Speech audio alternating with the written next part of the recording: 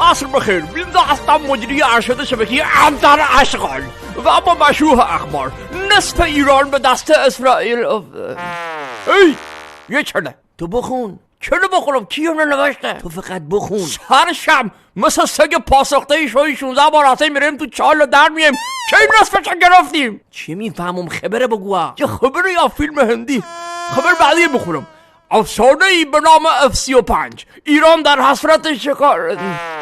بیبو عباس خب مثل سگ دروغ نوشتینه. میوجدنم چه کمتر باقی بذارن چه F-35.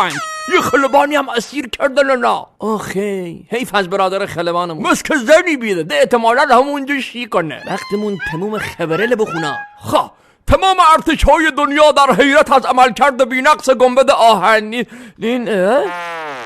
میگم کوکا چنه؟